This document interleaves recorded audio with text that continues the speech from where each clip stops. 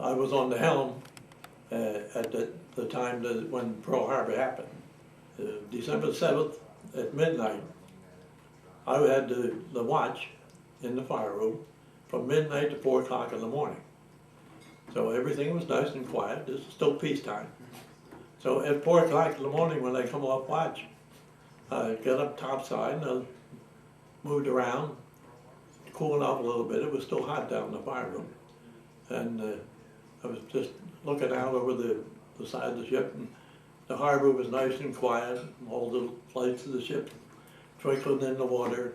Usual thing on Sunday morning. So I went down and took a shower, put clean dungarees on. I laid down on my bunk. What I figured on doing, we had to get underway. We were going to test our degaussing gear, which was the magnetic mine defense. So our orders were to be at Westlock, so we got underway about 10 minutes of 8 to move over, went down past Battleship Row, and got to the entrance of Westlock. And that's when it began to happen.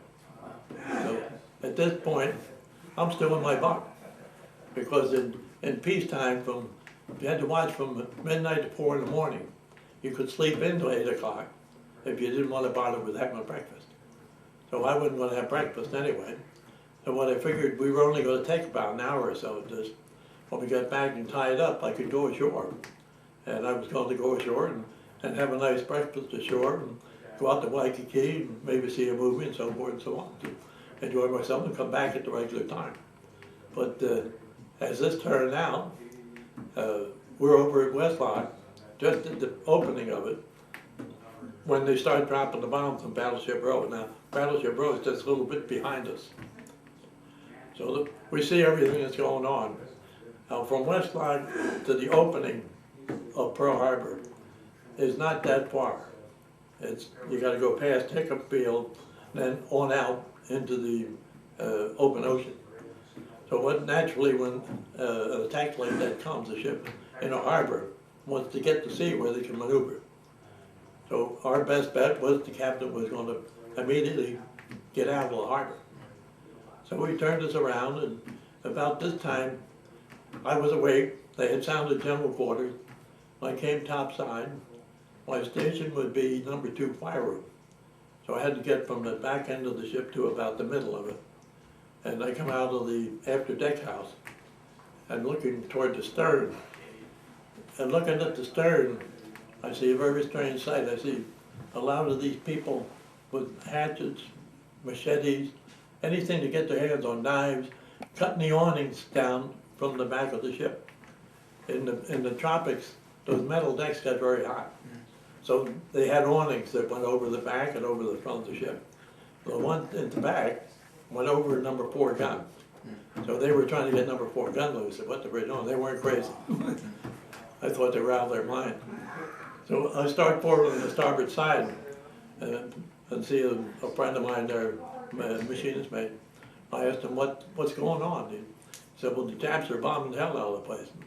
And about that time, I see a plane come flying by, headed on the other way as we're going this direction, going toward our stern on the starboard side. He's no higher than the stack. You could see the pilot in there. We weren't able to shoot at him because we didn't have anything to shoot. All the ammunition was still down in the ammunition storage. In peacetime, it was too dangerous to keep that ammunition next to the guns. Anything could happen. So they locked it up. So in this case, it just wasn't a good idea because they needed the ammunition. While I'm standing there looking at this plane go by, a third-class gunner mate, maybe weighed about 160 pounds at the most, comes running past me with 2 boxes of 50 caliber machine gun ammunition. He had to get them to the upper deck on the back end there where the 50 caliber machine guns are. So he comes running past me. He's got one under each arm. I paid no attention until it didn't dawn on me. We helped carry those things aboard. Each one of those things had to weigh about 60, 70 pounds. Wow. And I think, how in the world is this guy doing this? Talk about adrenaline. He just picked them up and started running to the guns with them. So I took off, and I'm in for number 2 fire room. So I get to the number 2 fire room hatch, and about that time we had turned around, and now we're heading out, and I'm looking at Hickam Field over on it's over on the port side now. And just as we get by Hickam Field, a bomb drops on the ramp where they're trying to put these PBYs into the water, the patrol planes, and get them up in the air. They're trying to get them in the water. And this bomb drops and blew the whole ramp up, all the planes and the people and all that kind of stuff. So I went down to number 2 fire room, and I was supposed to watch the water. There's the 2 levels in the fire room. One is the fire rise. The other one's up above, where you have to keep the water in the boiler. So when I got back down there was a guy who had been there, and it was his watch from 4 o'clock. So he said, "What's going on?" And I told him, I said, "The Japs are bombing hell out of me." So he said, "In the meantime, we have to keep the water in the boiler."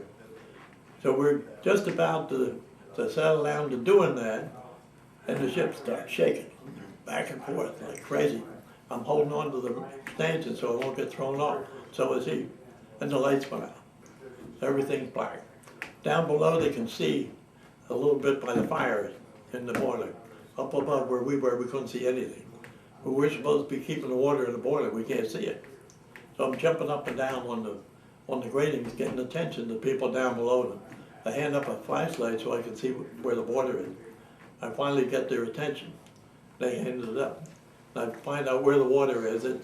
It's still there, it's okay. You don't want it to go up too high or it'll go into the main steam stop. They'll wind up in the main engine and tear them apart. If it goes too low, you're going to burn out the tubes in the boiler. So you have to keep it in the middle. So we were good. We still was good. So we were on our way out, and after about 10 minutes, the lights came back on again. So we kept going. I understand at that point what happened there is while we're going out, 2 Japanese planes saw us coming out, decided it would be a good idea to sink us in the mouth of the harbor and plug it up so nobody get out. So they came after it. Lucky, we had 2 near misses, one on each side of the bow. If they had been a direct hit, I wouldn't be here talking to you now. So we managed to get out there.